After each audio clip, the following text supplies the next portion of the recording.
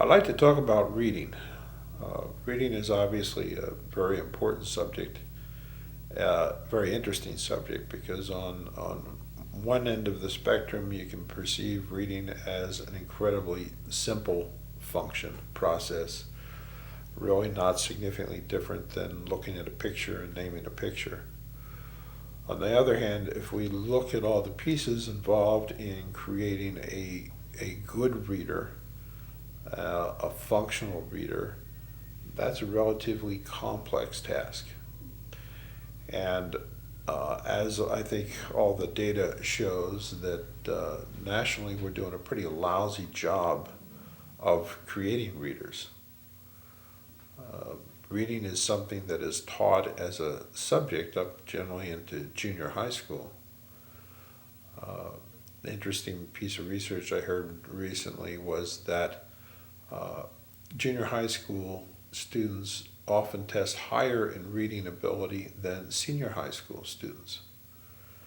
And I think that's a reflection that they teach reading through junior high, and after that, they stop teaching reading per se, and the kids stop reading. I actually interview kids who have graduated from high school who admit they've never actually read a book in its entirety in their lives, which is shocking and scary. Okay, I can also testify that there are many, many, many, many adults who are functionally not readers. They can read, but they really are not readers. All right, and they're not reading for entertainment. They're not reading to learn. They're not reading to be active participants in society. And that leads to a lot of problems. We have a lot of adults who, their knowledge base of what's going on in their country and the world is based on sound bites, they pick off of TV.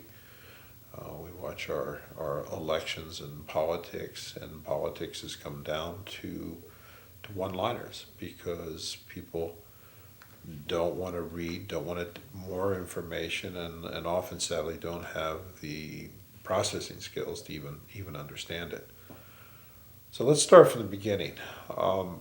First of all, reading is typically easiest to teach to little children. Uh, Generally, all we need as a foundation to start a reading program is a child who can look at pictures and name pictures. All right, a child can look at a picture of a cat and say that's a cat. Look at a picture of a chair and say that's a chair. And typically we start off by teaching the kids that, and we teach the kids to love doing flashcards and looking at those pictures and establishing, that is a cat, that is a chair. And once we have done that, we can start turning that same process into a reading process where instead of a picture, we simply have the word. And we show the child the card with a word and name the word. And most children pick up on that as easily as they do the pictures. And we can start doing that often when kids are a year or two old. And if we do that with typical kids, often by the time they enter kindergarten or first grade, they're already reading at second, third, fourth, or even higher levels, all right, and are often running in terms of being readers.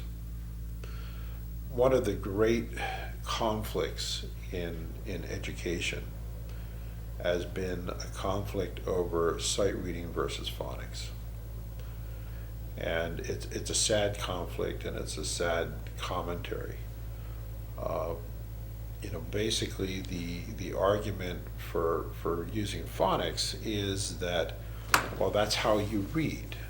Well, no, that isn't how you read. You ultimately read by sight. If you read a newspaper phonetically, it's going to take you 2 years to read a newspaper. You only use phonics as a word attack skill for words you do not know. Once you know the word, you read it by sight.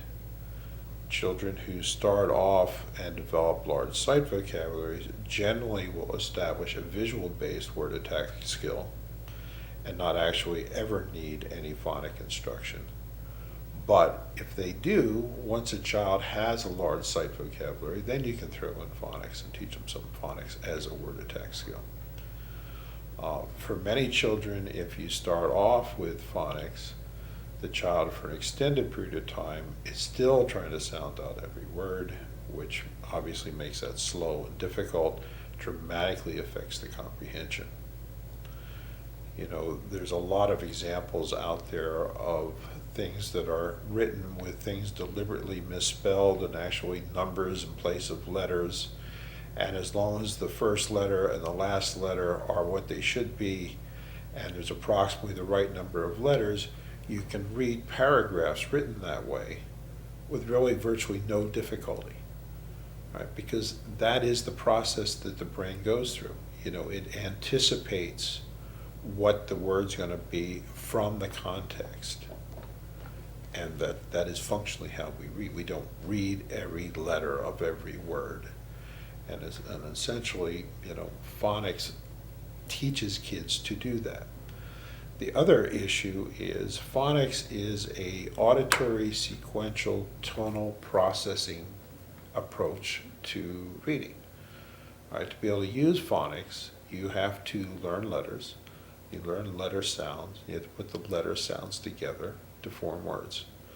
Well, if you have any kind of an auditory tonal processing issue, that is, your brain is not able to differentiate those sounds well, it's very difficult to attach the sounds to the letters and put the letter sounds together.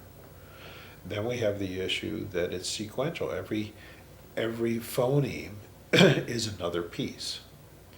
So ideally, you know, even if you thought that phonics, that's the way you have to go, you really want to have an auditory digispan of 5 or more to introduce phonics.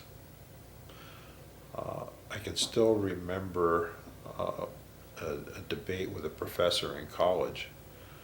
The professor was announcing that you should not teach a child to read until they're 6 years of age. And the way you should teach them is with phonics. And he was very adamant about that. And I remember the event well because I think it was the first time I actively challenged a professor in college and got the support of the entire class. And his statement was such that you don't do it until you're 6 because in truth, most kids don't have the processing skills until they're 6 to be able to do it. All right, and he also had the perception that you shouldn't start till then, not based on an understanding of processing, but just the fact that it generally failed if you tried to do it before then. All right, and a misperception of how you in fact read. Okay, so reading on the one hand, if we can start off properly and build a large sight vocabulary, starting off reading is very easy. If we can start kids young, turn them on to readers, make them believe they can read, and then provide them with the opportunity to read, we can turn them into readers. Opportunity becomes another big issue with school. You know, we have this heavy curriculum-based education model for our public schools today.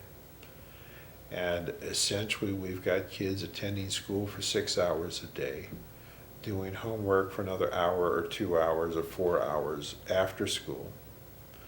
All the reading they're required to do for their coursework is, if you will, generally rather boring, tedious reading. And if you will, if everything the child reads is boring and tedious, and they're spending 6, 7, 8, 9, 10 hours a day on the educational process, the odds are pretty good that child's not going to be excited about picking up a book to read for entertainment and enjoyment after school. All right, it's just too much. You know, if you will, you know, 2 of the primary concerns about our kids in school is they're not reading and they're not getting enough exercise. Well, goodness, let's see, they're taking 6 hours in school, another hour to 4 hours of homework, and when is it they're going to read, or when is it they're going to exercise? What they're probably going to want to do is veg out and play video games or watch TV. Right? So, our system isn't doing a whole lot to help develop reading. On the side of looking at all the pieces that are required to actually create a reader, a number of years ago, I developed what's called developmentally based reading program,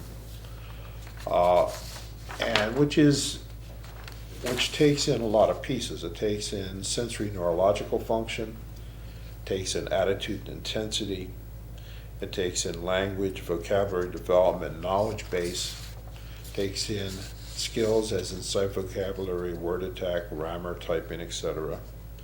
And then it takes in expression and communication.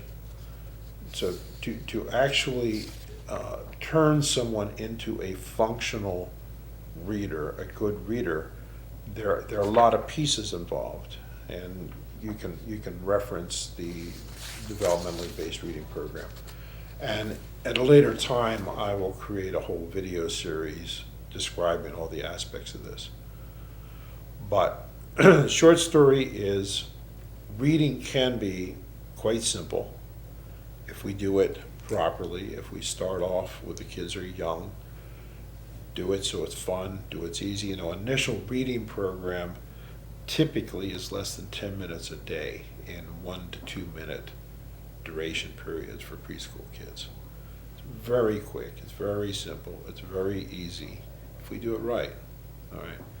And make it fun, make it positive, turn the kids on, turn kids into readers as early as you possibly can.